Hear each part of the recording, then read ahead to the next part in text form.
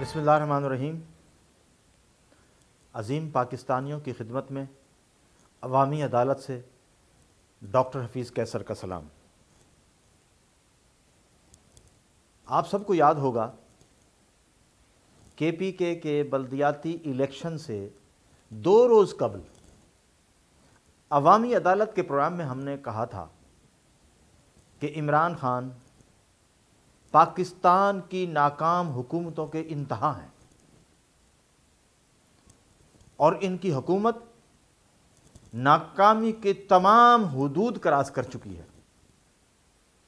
बाज़ लोग ये समझ रहे थे शायद हमारा तज्जिया गलत होगा, लेकिन नताइज ने साबित किया कि उन 17 इजला में भी पाकिस्तानी तहरीक इंसाफ नाकाम हो गई जहां से वो कामयाबी के झंडे गाड़ कर आई थी। आज जब माशी बहरान शिद्दत इख्तियार कर चुका है, बल्दियाती इलेक्शन पूरी हुक्मरान एलीट को याद आ गए। पंजाब में इलेक्शन कराएंगे, सिंध में कराएंगे, बलूचिस्तान में कराएंगे। सवाल ये पैदा होता है कि आइन की इस अहम शिक पर नून league, peoples party, Tehreek Insaf, Jamiat Ulama इस्लाम और तमाम जमातों ने हमेशा खामोशी क्यों इख्तियार की है?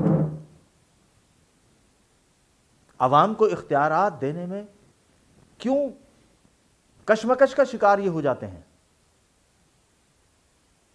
आज जब गुर्बत इंतहा को पहुंच चुकी है, बेरोजगारी इंतहा को पहुंच चुकी है और हुकूमतों का फेलियर हो रहा है, फिर यह इसरार क्यों कि बल्दियाती इलेक्शन करा दिए जाएं? क्या बल्दियाती इलेक्शन अवाम की माशी खुशहाली की जमानत होंगे? इस वक्त सबसे अहम जिस मुश्किल का अवाम को सामना है वो माशी खुशहाली है। पार्लियामेंट तो नाकाम हो चुकी, पार्लियामेंट तो बांझ साबित हो चुकी। वो तो कोई ऐसे इक़दाम नहीं कर सकी इन 3 सालों में कि जब यह कहा जा सके कि पार्लियामेंट अवाम के साथ खड़ी थी। पार्लियामेंट के मेंबरान तो अपनी ज़ात की लड़ाई लड़ते हैं असम्बली में, अवाम की नहीं लड़ते। अवाम को अपनी लड़ाई खुद लड़ना पड़ेगी। देखिए, आज सूरत हाल ये है कि 35 साल नवाज शरीफ की सियासत के मुकम्मल हो चुके हैं, बार बार हुकूमतें बन चुकी हैं और नून लीगी बड़े फ़ख्र से कहते हैं 3 मरतबा के वज़ीर आज़म। तो 3 मरतबा का वज़ीर आज़म कौन सी माशी तब्दीली ला सके हैं? क्या पंजाब में दूध की नहरें बहती हैं? क्या सिंध में 50 साल में पीपल्स पार्टी खुशहाली के झंडे गाड़ चुकी है? सिंध की अवाम, सोना उगलती हुई सरजमीन पे बसने वाली अवाम, घर घर में घी के चिराग जला रही है। गुर्बत तो हर तरफ नाच रही है। पंजाब में गुर्बत, KPK में गुर्बत, सिंध में इंतहाई गुर्बत और बलूचिस्तान में भी गुर्बत। फिर ये जो हुकूमतों की तब्दीलियां हुई हैं, इन्होंने किया क्या है? कोई स्कॉलर इस बात का जायजा ले, हमारे खास तौर पे जो लोग PhD MPhil कराते हैं वो इस बात का जायजा जरूर लें कि पाकिस्तान में अब तक पिछले 15 साल लगा लें, 2000 से अब तक का पीरियड ले लें, चलें, कि इन अदवार में जितनी हुकूमतें बनी, पार्लिमान पर कितना खर्च हुआ, हुक्मरानों ने कितना खर्च किया और अवाम की जिंदगी में कितनी खुशहाली आई। दूसरा एंगल ये भी हो सकता है कि पाकिस्तान की सियासी अशराफिया की दौलत में किस कदर इजाफा हुआ और पाकिस्तान की अवाम में कितनी गुर्बत आई, यह भी जायजा लिया जा सकता है। यह निज़ाम, जिसको हम निज़ाम बद कहते हैं, अपनी तबाही के इंतहा पर पहुंच चुका है। खान साहब ने जिस किस्म के मुआहदे किए, जिस किस्म के काम किए, उसकी रोशनी में क्या आप ये सोच सकते हैं आप कि पाकिस्तान माशी दलदल से निकल जाएगा? पाकिस्तान माशी दलदल से नहीं निकलेगा। क्यों? वो इसलिए कि पाकिस्तान के जितने लूटमार करने वाले सियासतदान हैं, अशराफिया के जितने किरदार हैं, वो सारे के सारे अपनी दौलत बरतानिया, अमेरिका और यूरोप में लेकर जाते हैं। किसी यूरोपीय मुल्क ने कहा कि ये पाकिस्तान की लूटी हुई दौलत है, लिहाजा वापस कर दी जाए। किसी ने भी नहीं कहा। नैब के रिकॉर्ड को उठा लें, लंबी लंबी लिस्टें मौजूद हैं, सजा किसी के लिए नहीं है। पाकिस्तान का अदालती निज़ाम किसी एक करप्ट ताकतवर आदमी को सजा नहीं दे सका। आम लोगों के लिए तो जेलें मौजूद हैं। फिर खुशहाली कैसे आएगी? बल्दियाती इलेक्शन में खुशहाली लाएगा? मजीद कर्ज लेंगे आप, मजीद जुल्म करेंगे इस आवाम पर, तो 20 करोड़ आवाम कब तक जुल्म सहेगी? कब तक गुर्बत का सामना करेगी? कब तक भूख से लड़ेगी? आखिर उसे बाहर निकलना पड़ेगा, और जब वो बाहर निकलेगी तो तूफान की तरह निकलेगी। उन तमाम लुटेरों के गरेबान पकड़े जाएंगे जिन्होंने अवाम का खून चूसा है। अगर इदारे नहीं कर रहे तो क्या हुआ? दुनिया के बेशतर ममालिक में जहां इनकलाब आया है, इदारों की नाकामी उसका बुनियादी सबब था। पाकिस्तान का कोई एक इदारा लुटेरों को पकड़ने में कामयाब नहीं हुआ। एक के बाद दूसरे इदारे तो बने। पार्लियामेंट ने कितना ज़बरदस्त देखें आप काम किया है कि जो नैब छोटा मोटा काम कर रहा था उसके भी दांत निकाल दिए हैं। सब ने मिल गए, इमरान खान, जरदारी, नवाज शरीफ, शहबाज शरीफ, सब ने मिल के उसको मजीद महदूद कर दिया है ताकि वो कुछ ना करे। आपका क्या ख्याल है? अगर इदारे कुछ नहीं कर पाएंगे तो अवाम भी बेबस हो जाएगी, अवाम भी कुछ नहीं करेगी। अवाम करेगी। उसकी वजह कि इस वक्त बेरोजगारी का लेवल इतना बढ़ चुका है जो हमारे आपकी तवक्का से भी ज्यादा है। गुर्बत इस कदर फैल चुकी है कि लोग बच्चों को मारने पे तुल गए हैं। असमत फरोशी का शरह इतनी बढ़ गई है कि जिंदा रहने के लिए इसके अलावा लोगों के नजदीक ऑप्शन नहीं बचा। हम तो ये कहते हैं गलत रास्ता नहीं, गलत रास्ता बुज़दिल कौमें और बुज़दिल लोग इख्तियार करते हैं। पाकिस्तानी कौम जुर्रतमंद कौम है। पाकिस्तानी दुनिया के जिस मुल्क में जाते हैं अपनी हैसियत, अपनी काबिलियत की बुनियाद पर तस्लीम कराते हैं। तो अपने मुल्क को क्यों नहीं सुधार सकते? अपने मुल्क को भी सुधार सकते हैं। आपको सिर्फ अपनी ज़ात से थोड़ा सा आगे आना है। आपको बताना है कि हम न तो नवाज शरीफ के गुलाम हैं, न इमरान खान के गुलाम हैं, न जरदारी के गुलाम हैं, न किसी और के गुलाम हैं। हम पाकिस्तान के वफादार हैं और पाकिस्तान के लिए सब कुछ कर गुजरेंगे, क्योंकि पाकिस्तान को नुकसान हो रहा है, पाकिस्तान को डबोया जा रहा है, कर्जे पाकिस्तान पर चढ़ रहे हैं और वो अवाम उतार रही है, अशराफिया नहीं उतार रही। अशराफिया तो खा रही है। अशराफिया के तो अलल्ले तलल्ले इतने बढ़ चुके हैं कि उसे तो परवाह ही नहीं है। उनके असासे मुल्क से बाहर इतने ज़्यादा हैं कि जो मेरी और आपकी सोच से ज़्यादा है। अब देखें ना, नवाज शरीफ साहब ये कहते हैं कि मैं पाकिस्तान का लीडर हूँ, पनाह लंदन में लेते हैं। तो फेस करें ना, पाकिस्तान में बच्चे, जायदादें, दौलत सब बाहर, लीडर पाकिस्तान के हैं।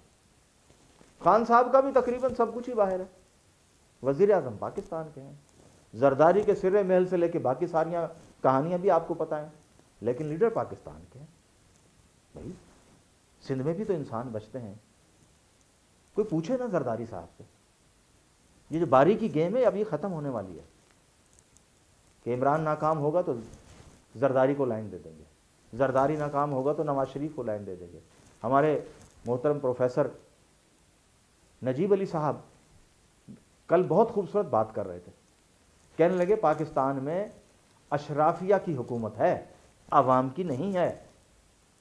जिस दिन अवाम हुकूमत में आएगी उस दिन समझे जमहूरियत है, इससे पहले कोई जमहूरियत नहीं।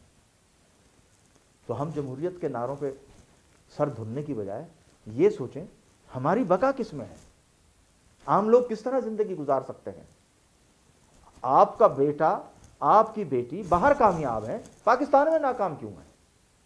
आप मिसालें देते हैं ना, वो लंदन का मेयर जो ड्राइवर का बेटा था, तो लंदन में एक सिस्टम है ना भाई, वो है पार्लिमानी निज़ाम। आपके मुल्क में पार्लिमानी निज़ाम भी नहीं है, ड्रामा है, चरबा है, धोखा है, फरेब है। उस निज़ाम में कोई सियासी मदाखलत नहीं कर सकता किसी इदारे में, उस निज़ाम में कोई परमिट नहीं ले सकता, उस निज़ाम में कोई डेवलपमेंट फंड के नाम पे रिश्वत ना दे सकता है ना ले सकता है। तो फिर आपके मुल्क में तो ये सब कुछ हो रहा है, आप इसको जमहूरियत कहते हैं? ये जमहूरियत नहीं है। तौबा कर लें, मेरे रब ने तौबा का दरवाज़ा बंद नहीं किया। पाकिस्तानियों तौबा कर लो, शख्सी गुलामी से बाहर आ जाओ। ये सबसे बड़ा शिर्क है, शख्सी गुलामी। जिस दिन आपने शख्सी गुलामी से निकलकर रब की तरफ रुजू कर लिया, पाकिस्तान खुशहाल हो जाएगा। क्योंकि आप जब रब की तरफ रुजू करते हैं तो सच्चाई का दामन थामते हैं। जो आप झूठ को मुस्तरद करते हैं और माशरे में सच्चाई का बोलबाला करते हैं। क्या सच ये नहीं कि पाकिस्तान में नौकरियां बिकती हैं? क्या सच ये नहीं कि पाकिस्तान की अदालतें वो मकाम आज तक हासिल नहीं कर सकी जो दुनिया की तरक्की याफ्ता ममालिक में हो रहा है? क्या सच ये नहीं कि पाकिस्तान का टैलेंट मुल्क छोड़ के जाने पे मजबूर है? उनको किसने मजबूर किया? आपके इस निज़ाम बद ने, जिसके तहत ये इलेक्शन होते हैं, जिसके तहत ये असम्बलियाँ मार्ज़ वजूद में आती हैं। आप बस कर लें, अपने काबिल लोगों से इस्तिफादा करने की तरफ आएँ। आम लोगों के नौजवान ज़्यादा काबिल हैं, ज़्यादा मेहनती हैं, और इतनी मेहनती हैं कि वो इस मुल्क को बना भी सकते हैं, संवार भी सकते हैं। लेकिन सबसे पहले आपको उन लोगों से निजात पाना पड़ेगी जो सियासत का कारोबार कर रहे हैं। 2 करोड़, 4 करोड़, 5 करोड़, 50 करोड़, हत्ता के 1 अरब रुपया लगा के सेनेटर बनते हैं या असम्बलियों में जाते हैं। वो आपके लिए करते हैं, नारे आपके लिए ज़रूर लगवाते हैं। किसी ने मोटरसाइकिल दे दी, किसी ने पेट्रोल दे दिया, किसी ने डेली दे दी, उसके बाद इलेक्शन जीता। फिर कहाँ गए वो? कभी दोबारा आपको मिलते हैं? फिर आप उनके घर के चक्कर लगाते हैं, भाई नौकरी दे दें। क्लास 4 की बच्चे ने एमए कर लिया, क्लास 4 की नौकरी दे दें। आप मांगते हैं ना? बेगैरती की ज़िंदगी के मुकाबले में इज्जत की ज़िंदगी जीना सीखें। इनकी किसी की कोई हैसियत नहीं है आपके सामने। आपकी दी हुई ताकत से असम्बली में जाते हैं और फिर आप ही को लूटते हैं। अब हमें इस मनहूस चक्कर से निजात पाना है और इस बदतरीन पार्लिमानी निज़ाम के नाम पर जो जारी खेल है, इसको बंद कराना है। हमें उस तरफ जाना है जो पाकिस्तान में बेहतरी लाता है, और उसके लिए बहुत अच्छा टाइम यही है, क्योंकि सब खिलाड़ी बेनकाब हो चुके हैं। उनमें से कोई भी आप मेरे जैसा, आप जैसा नहीं है, या 20 करोड़ आवाम जैसा नहीं है।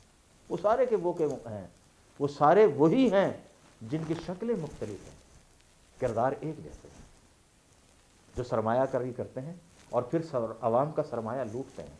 उनकी तादाद कितनी है? 200-300 घराने। अगर केपीके में ये जो नतीजा आया है, इसका भी जायज़ा ले लें आप। ये भी अशराफिया के कबीले ही के हक में आया है। आप सुनना चाहते हैं कि आवाम किस तरह चीज़ों को देख रही है, सोच रही है, तो अशराफिया सुन ले और सारे लीडर सुने कि आवाम शऊर के किस मकाम पर पहुंच चुकी है। ये एक मैसेज है जो हमारे पास किसी दोस्त ने भेजा है। आप सुनिए और गौर कीजिए कि इस मैसेज में कौन सा ऐसा पैगाम है। अस्सलाम वालेकुम।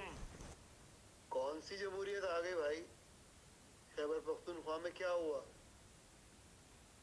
मज़ाहमत से मफाहमत हुई और क्या हुआ? और मौलाना साहब का दामाद जो है वो पेशावर का मेयर बन गया। मौलाना साहब का दामाद आवाम में से है क्या? डेमोक्रेसी का मतलब है for the people by the people. यहाँ तो पीपल के लिए कुछ नहीं है, 300 खानदानों के लिए हर चीज़ है। ये निज़ाम नहीं चल सकता दोस्त। ये सब धोखे। ये जो बल्दियाती इलेक्शन होता है ना, जब अवाम में गुस्सा बढ़ने लगता है तो ये बल्दियाती इलेक्शन करा दो, ये करा दो, वो करा दो, ताकि अवाम को गुस्सा बैठ जाए और उनको उम्मीद लग जाए कि कुछ हो जाएगा उनके लिए। कुछ नहीं होगा। ये निज़ाम अवाम के लिए है ही नहीं। आपने मुलायजा फरमाया कि ये निज़ाम अवाम के लिए नहीं है, क्योंकि अगर ये निज़ाम अवाम के लिए होता तो 50 साल बहुत है खुशहाली के लिए, बल्कि सच तो ये है 10 साल का दौरानिया भी बहुत है। अगर अहल टीम हो, एक टेन्योर भी बहुत है चीज़ों को सीधा करने के लिए। ये तो सारे के सारे नाहल हैं, एक नाहल की जगह दूसरा नाहल लेता है, एक इन्वेस्टर की जगह दूसरा इन्वेस्टर लेता है, दावा है जमहूरियत के साथ। अब जमहूरियत नहीं, इनकलाब की ज़रूरत है, और इनकलाब आपकी ज़रूरत से आएगा, आपकी ताकत से आएगा, आपके आवाज़ बुलंद करने से आएगा। आवाज़ें बुलंद हो रही हैं। कराची में जो मुतालबा ज़ोर पकड़ रहा है उसको छुपाया जा रहा है। पहले तो बहावलपुर सूबा था, फिर जनूबी पंजाब सूबा हुआ, अब कराची सूबे का मुतालबा भी ताकत इख्तियार करता जा रहा है। हज़ारा सूबे का मुतालबा भी अपनी जगह मौजूद है। तो नफ़रतों के इस खेल में क्यों ना हम मज़ीद सूबों की भी बात कर लें, जो इंशाअल्लाह अगले प्रोग्राम में हम करेंगे। आप सबका बहुत शुक्रिया।